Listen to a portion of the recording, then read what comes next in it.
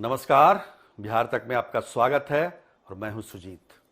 आखिरकार 7 वर्षों के बाद बिहार सरकार को उन हवाई यात्रियों की सुधि आई जो हवाई यात्रा करना तो चाहते थे, लेकिन उसके बढ़े हुए किराए को देखकर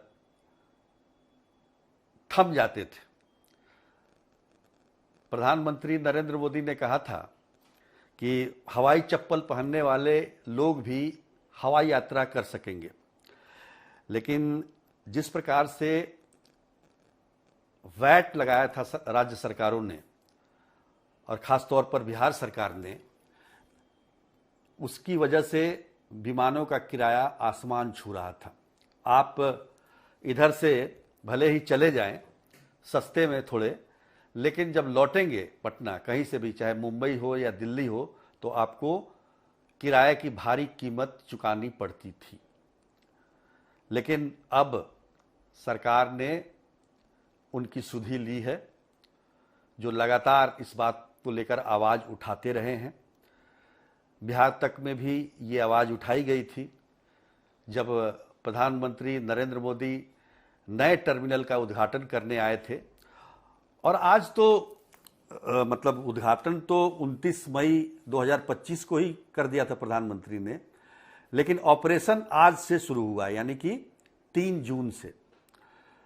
तो आज से नया टर्मिनल भी शुरू हो गया और बिहार सरकार ने वैट भी कम कर दिया है। जो एटीएफ होता है, एविएशन टरबाइन फ्यूल की पर जो वैट लगता था राज्य सरकार का, पहले 29% लगता था, अब उसमें 25% की कटौती कर दी गई है। अब केवल 4% लगेगा, यानी कि जो एटीएफ की जो कीमत थी पहले 1 किलो लीटर की, उसमें भारी कमी आएगी और जिसका असर विमान के किरायों पर पड़ेगा। विमान के किराए कम होंगे। खास तौर पर जो शिकायत थी, जो पटना आने को लेकर जो किराया महंगा देखने को मिलता था और ख़रीदना भी पड़ता था, उसमें कमी आएगी। तो ये एक खुशखबरी है, यानी कि आज भी दो खुशखबरी है एविएशन से जुड़ा हुआ। एक तो नया टर्मिनल जो है ऑपरेशनल हो गया आज से पटना का, और दूसरा बिहार सरकार ने वैट में भारी कटौती कर दी है। 1,000 हजार से थोड़ा ज़्यादा जो किराया है वो कम होगा पटना आने जाने को लेकर, अगर हम कहें तो। अभी उसका ठीक से हिसाब लगाया जाएगा, लेकिन जो विमान कंपनियां हैं, एयरलाइंस कंपनियां हैं, उन पर ये ज़्यादा दायित्व है कि वो किरायों को कम करें। बिहार सरकार ने तो अपनी तरफ से वैट घटा दिया है। अब देखिए, विमानों का किराया सबसे ज़्यादा बढ़ना शुरू हुआ 2018 के बाद। 2018 में ही बिहार सरकार ने 29% वैट लगा दिया था एटीएफ पर, जिसकी वजह से जो पहले 2300-2400 रुपये में लोग दिल्ली चले जाते थे, वो सीधे 4,000 के ऊपर चला गया था। और तब से लगातार आप देखिएगा कि बेस प्राइस भी 5,000 के आसपास से कम कभी नहीं रहा है। अब इसमें कमी आएगी निश्चित तौर पर, क्योंकि जो एटीएफ का जो अंतर्राष्ट्रीय कीमत है, उसमें भी काफ़ी कमी आई है। उसमें भी पिछले 3 महीनों में देखें तो हर महीने कुछ ना कुछ उसमें कमी जरूर आई है।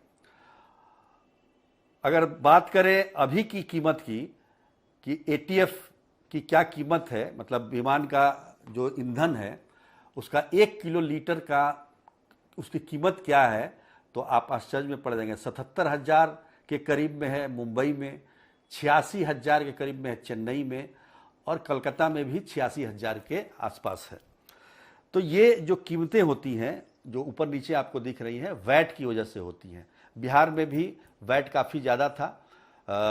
2018 में ही जो केंद्र सरकार ने सभी राज्यों को वैट कम करने के लिए कहा था, विमान के ईंधन पर जो वैट लगता है, लेकिन तब से लेकर केवल आवाज़ ही उठती रही, सरकार ने कोई इस पर कदम बढ़ाया नहीं।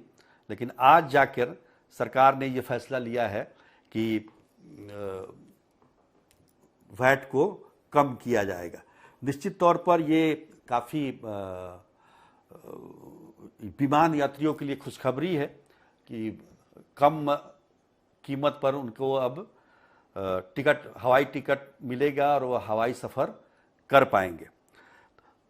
वैसे अगर देखा जाए तो देश के कुछ ऐसे राज्य हैं जिन्होंने पहले ही अपना जो है वैट कम कर लिया था, जिसमें झारखंड को हम कह सकते हैं। झारखंड में करीब 20% था, उसको घटाकर 4% किया गया। उसी तरीके से राजस्थान में 26% तक वैट लगता था, उसको कम करके 2% किया गया। अगर मतलब अगर नियम के अनुसार देखा जाए, अगर विमान का जो किराया है वो सामान्य रहे तो 1 से लेकर 4% के बीच सरकारें वैट लगा सकती हैं। लेकिन कई सरकारों ने ज़्यादा वैट लगाया, 30% तक लगाया। बिहार में 29% तक था। तो निश्चित तौर पर ये एक अच्छा कदम है और विमान से सफ़र करने वाले लोगों की संख्या इससे बढ़ेगी, पर्यटन को बढ़ावा मिलेगा। अब देखिए, नया जो टर्मिनल शुरू हुआ है आज से, पहले 45 विमान का परिचालन होता था पुराने टर्मिनल से पटना में, अब वो बढ़कर 75 हो जाएगा। काफ़ी सुविधाएं बढ़ गई हैं और किराया भी कम होगा। तो है ना ये अच्छी बात, खासतौर पर बिहार के लिए, पटना के लिए ही क्यों, दरभंगा के लिए भी। गया में तो पहले से ही 4% वैट लगता था, क्योंकि वो अंतर्राष्ट्रीय मतलब वहाँ से उड़ानें होती हैं और ख़ासतौर पर जो धार्मिक स्थल है वो बौद्ध धर्म को लेकर, उसको देखते हुए 4% ही लगता था।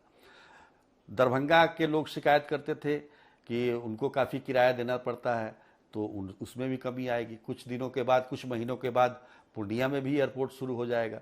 बहुत सारे एयरपोर्ट बिहार में अभी शुरू होने वाले हैं। पटना में ही देखिए, बिहटा का शिलान्यास किया प्रधानमंत्री नरेंद्र मोदी ने, बिहटा एयरपोर्ट का शिलान्यास हो गया है।